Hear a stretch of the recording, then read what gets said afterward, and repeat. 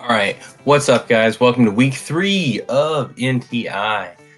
So this week we're going to be using text evidence to support our opinions and conclusions about a text.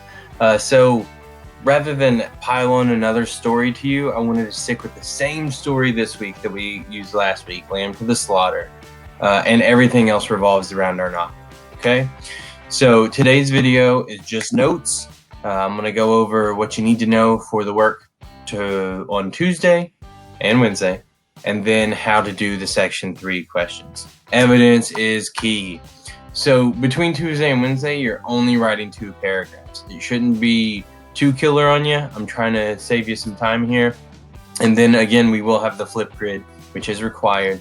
And then I want you to reply to 2 people by the end of the week and do your section 3 questions. Okay, so let's get started. There's my adorable child. Okay, so this week I'm trying to push my Google Meet times to a little bit later so that way more of you can get on, because I know you all wake up at like 2 o'clock in the afternoon and you got things to do. So Monday is 3 to 4, Tuesday I'm going to do 4 to 5, Wednesday 3 to 4 again, Thursday just a little bit later, 3:30, 4:30, and then Friday is going to be 1 to 2. That way it's right before work is due. I would like everybody to get on Google Meet at least once this week. If you need to do a different time, let me know. So I can just see your face, say hey, and give you some points for being here. So we're writing with CRE this week. Claim, reason, evidence, and explanation. Okay, so very basic here. Let's review. We are going to restate any question I ask you and provide your answer. And then why do you believe that answer is correct? Evidence. Very, very simple here. Provide evidence from the text that demonstrates your reasoning. So your reason and your evidence should be connected. I'll show you an example in a minute, but it shouldn't just simply restate what you said in your reason. So if I ask you, did Mrs. Maloney love her husband? Your evidence shouldn't just say she loved her husband. That doesn't really help me very much. It's pretty basic. And then an explanation. This is where you would show, oh, here's the love. Okay, so explain how your evidence demonstrates your reasoning. You can use specific words from the evidence to make those connections, or provide some context that kind of tell what was going on, because you don't want to provide an entire page of evidence. You can just kind of explain it a little bit for me. All right, so important thing about evidence. When you use it to support your answer, you need to find a quote that reveals new information. Not information that you know or that they know already. It shouldn't just be a simple quote restating what you've already said, like I said. It should dig deeper into what you say and prove your point. Okay, let me show you what I'm talking about. So let's use that same question I just asked. Did Mrs. Maloney love her husband? Well, here's some weak evidence for you. She loved the shape of his mouth, or all the old love for him came back to her. What you did, if you choose that evidence, is you were simply finding a quote that uses the word love.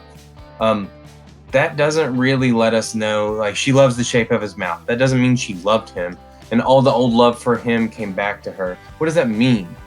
So it doesn't really elaborate or show me what that love means, and it really would just be restating, yes, Miss Maloney loved her husband. She loved the shape of his mouth. And it's not really new or unique to us. So a better way to do that would be to find a quote that demonstrates love. I've got 2 quotes for you. Darling, she said, if you're too tired to eat out tonight as we'd planned, I can fix you something. There's plenty of meat and stuff in the freezer. Or, for her, this was always a wonderful time of day. She knew he didn't want to speak much until the first drink was finished, and she was satisfied to sit quietly, enjoying his company after the long hours alone in the house. This shows actions or words that she uses to express her love. The way she talks to him and says darling, the way she sacrifices her own comfort or happiness to try to make him happy in the first quote. That's great. And then the second one, it really expands on that reasoning. She was satisfied to sit quietly. Many of us don't like to sit quietly, but if just being around somebody you care about makes you happy, then that's probably love. So this allows the writer to make connections to real life examples. We can look at these 2 things. Do you talk to people like this? Or are you cool with just being around somebody That's going to help us so much in our explanation if we find quotes that really demonstrate what love is. And this helps expand our reasoning. So it's not just, yes, she loved him, she loved the shape of his mouth, but it shows that love. Cool. So now I'm going to give you an example paragraph. Each part of my paragraph is color-coded, so claim, reason, evidence, and explanation. Here we go. I believe that Mrs. Maloney did love her husband. That's my claim. Because when she noticed that he seemed upset, she was willing to change her plans and do extra work to make him happy. All right, now I need my evidence to prove what I just said in the yellow there. On page 2, introduce your evidence. For instance, Mrs. Maloney says, "Darling, if you're too tired to eat out tonight as we'd planned, I can fix you something. There's plenty of meat and stuff in the freezer." Cool. Good evidence. Does what I say in the yellow. And now I have to explain how that shows what I said in the yellow. Even though Mrs. Maloney would have to fix her husband something, she wanted to make his day easier. And when somebody's willing to sacrifice their own happiness for someone else's, that shows love. My explanation takes a little bit of what it says in the quote and explains how that shows love. Okay, so try to make connections, be as specific as possible, elaborate. This is still kind of a tough skill, and especially since I don't get to interact with you guys during an entire class and visit every one of you, I'm expecting us to probably need a little bit of help this week to make sure our writing is good. That's why it's important that you come to Google Meet. I would love to help you. Send me messages on Remind, take pictures of your stuff, and ask me what I think. It's literally what I'm dying to do right now. Okay. You are going to revisit Lamb to the Slaughter, and there are 2 questions on your DA sheet. You are going to respond to those in Cree format, and you need to use 2 pieces of evidence for each of those questions. Those questions are here, but let me show you on the DA sheet real quick. On Tuesday and Wednesday, here are the 4 questions. Here are the instructions. You are going to put which prompt number, 1, 2, 3, or 4, and then provide your response. You can just click underneath response and start typing. You're going to do that for 2 of them. And then the grading criteria is right here. For your closure that day, I'm asking you to grade yourself. So I want you to say, yes, I restated the question. Yes, I provided my thought out answer to the text, not just, yes, she loved him. Okay, and you're going to score yourself out of 10 and tell me why. Okay, your questions are, how do Mrs. Maloney's character traits change over the course of the text, and what conflict contributes most to this change? Okay, that was one of our questions last week, but hey, easy peasy. What is the theme of this story, and what 2 moments from the text best convey that theme? Number 3, how do Mrs. Maloney's actions contradict her initial characterization? Remember how she's characterized in the beginning, where she's very calm, she's excited for her husband to get home, she's very happy to make him dinner, and so how do her actions go against every bit of that? And why do you think she goes to such extremes? Okay, he does say he's going to leave her, but that's not really enough to kill somebody, maybe. And number 4, do you think Mrs. Maloney will regret her decisions, even if she's never caught? And explain your reasoning using evidence from multiple sections of the text. So you're choosing 2 of these, and every one of them needs 2 pieces of evidence. You need to explain both of those pieces. All right, that is Tuesday and Wednesday. Do a paragraph a day. Make it easy on yourself. Now, Thursday, you have this Flipgrid. You're going to do your questions again, tell your thoughts on the section, but I want you to think about if you were in Vermain, where Speth is, while she's doing this protest, what role would you play? I don't want you to imagine you were Speth. I want you to imagine you're a regular citizen in this society. Would you join the protest or be against it?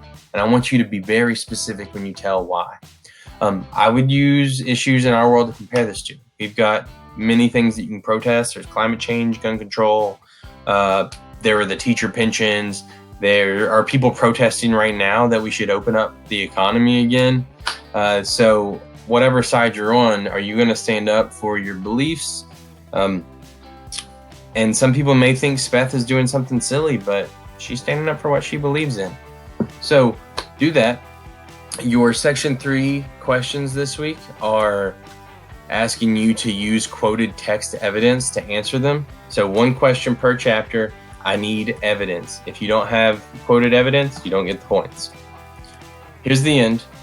Let me review these level questions. Level 2 questions are questions about characters' actions or their motives, things that we don't know for sure, but we could probably make some inferences. So why did the character do this? Why did the government do this? Why did the author make this part of the story? Or why did they choose to create this crazy world? Then level 3 are about ideas. You should not have to read the book to answer this question. Your parents that aren't reading the book should be able to answer this question. Your brothers and sisters. It should be about things like protest or surveillance or wealth or something like that, okay? Do not mention characters in the story. And now, that does bring us to the end. Here we go.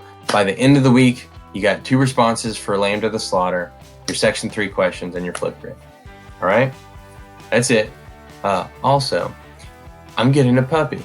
So if you come to the Google Meet, you're going to be able to see my adorable puppy. If you don't, then that's really going to be lame for you. And I'm sorry about that. All right. So make sure you're doing your closures. Do all this other junk. Please let me know if you have questions. All right, guys. Stay beautiful. I'll see you in Google Meet. Have a good week.